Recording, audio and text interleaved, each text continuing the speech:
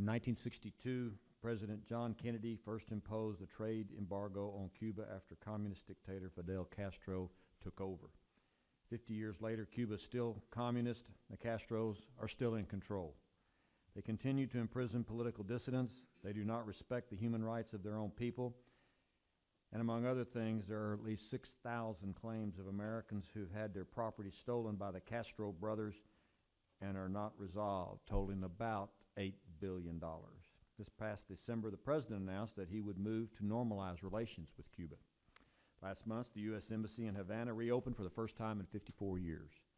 News agencies are now reporting that the president plans to unilaterally lift travel restrictions to Cuba. This hearing on agricultural trade with Cuba comes at a time when a lot of change in our policy toward Cuba. And I'll reiterate, the hearing is about trade with Cuba. 2000, Congress carved out JFK's trade embargo agricultural commodities so our farmers could export to Cuba. Exports rose, hitting about $685 million in 2008, making up 42% of the Cuban market. Since then, exports have dropped. U.S. wheat and rice farmers went from providing over 40% of Cuba's supply to now not supplying any. The U.S. has not exported rice since 2009 and wheat since 2011.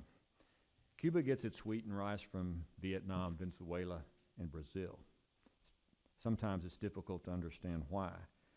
Some of this very well may be because the communist Cuban government is manipulating the market. Maybe the Castro brothers don't want to buy American rice even though it's cheaper, and it's certainly better than rice from other places in the world. We know the Cuban government already discriminates against our farmers.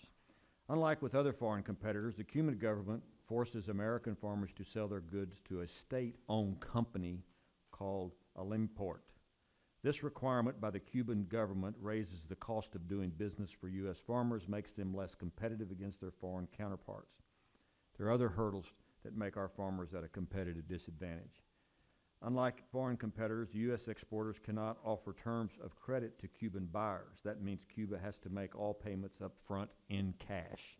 If the U.S. government allowed our exporters to offer terms of credit to Cuba, maybe our exporters would understand that the U.S. government will not. Let me re-say that again. If the U.S. government allowed our exporters to offer terms of credit, our exporters understand that the U.S. government will not bail them out if Cuba does not pay its debt. If our farmers want to take that risk, then maybe that we should let them take that risk. It's already U.S. policy. Agricultural goods are not subject to the embargo, but that restrictions we have left in place makes it hard for our farmers to trade at all. This half-in, half-out trading environment doesn't make much sense to me. It is clear that the U.S. could be a strong contender in the Cuban market.